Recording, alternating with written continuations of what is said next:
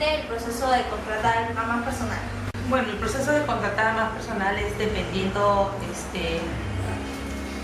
de la necesidad que tenga la empresa, ¿no? Si es para cajera, para almacenista, y dependiendo de eso se le va tomando pues como especie una evaluación, y dependiendo del interés también que tengamos nosotros, vamos viendo y seleccionando personas. Como veo, ya tienen más o menos un programa de selección más o menos establecido, pero sin embargo se pueden mejorar algunos aspectos. Bueno, como sabemos, hoy vamos a ver el tema de selección y quería para comenzar a hacer una recapitulación de lo que vimos en la sesión pasada de análisis de puesto. Como sabemos, dentro del análisis se puede crear un perfil de puesto donde estará la descripción, los requisitos y las funciones que cumplirá una persona dentro de ese puesto. La relación que puede existir entre un análisis y una reclutamiento y selección es que si no tenemos el perfil de puesto no podemos comenzar a seleccionar, porque el puesto te va a dar la pauta de saber qué están buscando para ese puesto. Ahora sí. Como vemos acá en la primera y segunda diapositiva, hay una serie de procesos de recursos humanos. Normalmente, dentro de las funciones de recursos humanos, hay una serie de cadenas, como vemos acá, una cadena que tiene un orden lógico. Por eso es importante que las actividades se tienen que hacer bien desde un inicio para que sigan las demás. Y como sabemos, antes de todo eso siempre hay un previo análisis de puesto. Entonces, vamos a ver hoy día esos 4 procesos de recursos humanos, sin embargo hay otros más, como son compensaciones, evaluación de desempeño, entre otras cosas. Ahora, hablando de reclutamiento, ¿qué es el reclutamiento? Básicamente es buscar al número suficiente de candidatos aptos y cualificados para un puesto, para luego ya pasar todo el proceso de selección. Dentro de este esquema podemos ver más o menos una estructura de pasos dentro del proceso de reclutamiento. Para comenzar, básicamente tiene que existir un perfil. Después de eso, tiene que haber una necesidad, o sea, tiene que haber una vacante del puesto. Después, a partir de eso, ya se empieza a buscar a más personal. Será por diferentes fuentes que dependerán de la política de la empresa, sea una fuente interna o externa. Después de tener todos los posibles candidatos, tiene que hacer un proceso de descarte que ya veremos adelante para luego pasar al proceso de selección de posibles candidatos. Cuando hablamos de políticas de empresa, estamos hablando efectivamente de que será un procedimiento externo o interno. Cuando hablamos del interno, es conseguir personas de la misma empresa y hacerlos que se promuevan, o sea, que asciendan o que se trasladen de área. Todo depende de su perfil también. Por ejemplo, uno puede empezar a indagar en qué personas son aptas, viendo su currículum o también viendo su evaluación de desempeño. A partir de eso ya se puede encontrar en dónde más podría encajar dentro de la empresa. Y las ventajas de este proceso dentro de la empresa es que ahorras en costos y en ahorrar en tiempo. Además, estás dándole la oportunidad a tus trabajadores de crecer dentro de la empresa. Por el contrario, la parte del reclutamiento externo tiene que ver con todo de afuera. Ese tipo de fuentes se puede encontrar dentro de agencias de trabajo, anuncios publicitarios, sea en televisión, radio, periódico o hasta en internet. También puede ser por referidos. Una persona que conozca a un estilista, que sepa que es bueno, lo puede traer y jalar acá. O también puede ser una persona que solito se presente dentro de la empresa y deje su currículum. El punto de este proceso y encontrar una política de la empresa es saber qué quieren hacer como empresa. ¿Quieren fabricar, o sea, capacitar al personal o quieren comprar al personal ya informado? Porque cuando vemos en la capacitación externa, el personal, una ventaja es que ya viene entrenado y con las capacidades exactas para ese puesto. Pasando al proceso de descarte, una vez que tenemos toda una lista de posibles candidatos, pasamos al primer filtro, en el cual vamos a ver si los candidatos van a ser aptos, en duda o van a ser rechazados. Cuando hablamos de rechazados, la empresa tiene 2 opciones que puede hacer. La primera es dejarlo en stand-by, este candidato, porque si bien es cierto, el perfil no calza para este puesto, puede calzar para otro.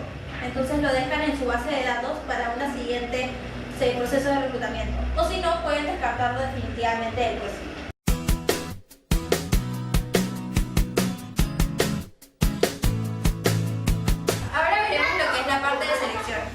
En la parte de selección vamos a estudiar un poco más sobre elegir a la persona idónea, de acuerdo también al perfil. Un poco recapitulando nuevamente a lo que dijo Julia en la sesión pasada, es que tiene que haber de nuevo un ajuste perfecto entre lo que se busca en el puesto y la persona que se está ofreciendo. Pasando a las etapas, encontramos que se empalma también con el proceso de reclutamiento, pues una vez teniendo toda la lista de candidatos posibles, se empieza ya el proceso de selección, en donde se pueden hacer distintas pruebas o entrevistas para capturar la mayor cantidad de información posible, para luego ya pasar a analizar la información y más o menos ir descartando nuevamente las personas y elegir a la persona idónea en la parte de toma de decisión.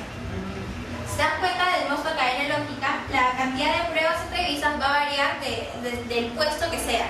Qué tan riguroso sea un puesto y que probablemente necesitas más etapas. Por ejemplo, si vas a contratar a un administrador, probablemente necesitas pasar pruebas psicológicas, de conocimiento, habilidad también con manejo de personas y también con entrevistas.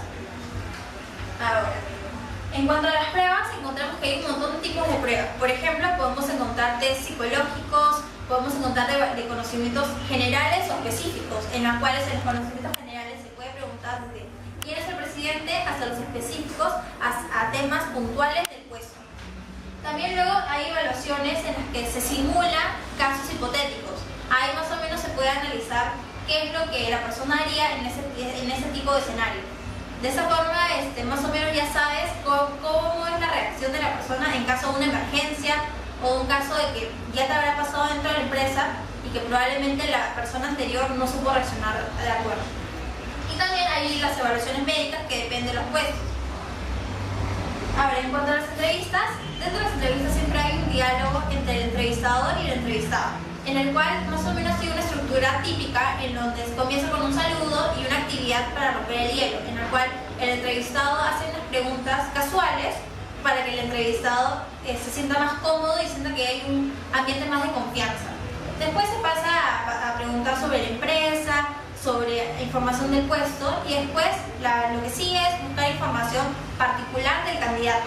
Ahí se hacen preguntas sobre experiencias pasadas, logros, conocimientos, de modo que ya conozcas al candidato y vayas estudiando y conociendo más. Después de eso sigue un breve espacio en el cual el candidato puede hacer preguntas de la empresa para que no haya duda respecto del puesto o sobre algún tema que el candidato sienta que deba preguntar. Después de las entrevistas podemos encontrar que hay tipos. Por ejemplo, las entrevistas estructuradas en las cuales hay un esquema establecido. En las entrevistas no estructuradas es más o menos como fluye la conversación. También hay otro tipo que son las entrevistas individuales donde es uno a uno o las entrevistas de panel. Cabe recalcar también de que en las entrevistas tienes que más o menos llevar una guía y una pauta de qué es lo que vas a preguntar. Y algo que se debe tomar en cuenta es que si bien es cierto las entrevistas son importantes dentro de recursos humanos solo como área no debe hacerlas, sino también quien será el jefe directo, porque él es más o menos quien lo va a dirigir en caso que tú no estés. Lo importante es que siempre haya alguien que sepa de conocimientos en general y alguien que sepa los conocimientos específicos para que dentro de todo se encuentre la persona idónea, además de que tienen más opiniones respecto al candidato. Ahora, en cuanto al análisis, básicamente es unir la información de las pruebas y la entrevista para encontrar a los candidatos y más o menos ir evaluando qué tan idóneos son para el puesto. Después, en la toma de decisión es cuando ya te preguntas, ¿esa persona encaja con el puesto?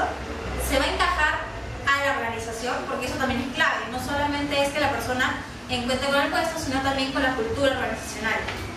Entonces ahí vamos a ver que dentro de la decisión tienes que buscar una persona idónea y nuevamente que se ajuste perfecto en el dedo como el anillo. Ahora, en la parte de inducción, ya una vez seleccionado al trabajador idóneo, se comenzará a ver la parte de introducir al candidato la empresa, la cultura organizacional, de paso que se sienta más cómodo con la misma. Ya, sí, bueno, yo quería contarte un poco mi experiencia. Yo he empezado a trabajar en el área de recursos humanos de la UPC y bueno, en la parte de inducción es preferible que sea por ejemplo, ¿no? Si la persona va a empezar a trabajar el 1 de febrero, lo favorable sería que venga una semana antes, unos días antes, en el cual el jefe directo le enseñe el lugar de trabajo, le enseñe a las personas con las cuales vas a tener contacto, es decir, si va a tener a alguien a su cargo, tiene a su supervisor, que le enseñes las instalaciones, que les muestres los materiales y que le expliques un poco cómo es el clima y la cultura organizacional de la empresa, cómo se desarrollan los procesos y cómo es específicamente su trabajo, en qué va a consistir y que para que esta persona cuando ingrese ya el primer día de su trabajo pueda estar más orientado y no esté tan perdido en las cosas que tiene que realizar. Y bueno, por ejemplo, ¿no? La inducción casi siempre es por el jefe directo y bueno, eso en verdad sería lo ideal, pero debido al tiempo y a ello que casi siempre se contrata una persona cuando se quiere de inmediato, cuando no hay tiempo, es una urgencia, casi siempre se deja la inducción como que no tan importante y que la persona empiece a realizar su trabajo y que vaya aprendiendo. Pero esto en verdad trae consecuencias de errores cuando él ya esté trabajando y desempeñando su papel, ¿no? Es como que no te explico tu trabajo, bueno, hazlo y ya ahí vas a ir aprendiendo, comete errores y eso trae perjuicios, o sea, daños al trabajo que está realizando y a la empresa, ¿no? Entonces casi es favorable hacer la inducción unos días antes que esa persona se incorpore.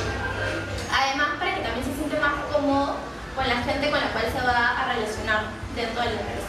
Pasando al tema de la evaluación, dentro de esta se va a encontrar si es que realmente la selección fue hecha de la mejor manera, porque ahí veremos si efectivamente calzó el puesto con la persona. Veremos si el puesto calzó con la persona. Y asimismo, si efectivamente calzó, se va a poder evaluar el desempeño que tuvo recursos humanos para poder contratar. Porque probablemente, si en ese caso no hubo una buena selección, probablemente las pruebas se tienen que reevaluar, ver la cantidad de gente reclutada. Entonces hay muchas cosas que se pueden analizar dentro de la evaluación. Y finalmente me gustaría concluir dando algunos tips para tomar en cuenta en el proceso de selección. Por ejemplo, dentro de las entrevistas, deberías no juzgar a la persona por la primera impresión, sino tener un contacto con todo el mayor tiempo posible para conocerla. Después también podrías saber las preguntas necesarias que tienes que hacer para recopilar la información que necesitas para comparar a la persona con el puesto. También algo que puedes tomar en cuenta y que es muy importante es que no puedes comenzar un proceso de selección si no tienes un puesto, el perfil ya hecho.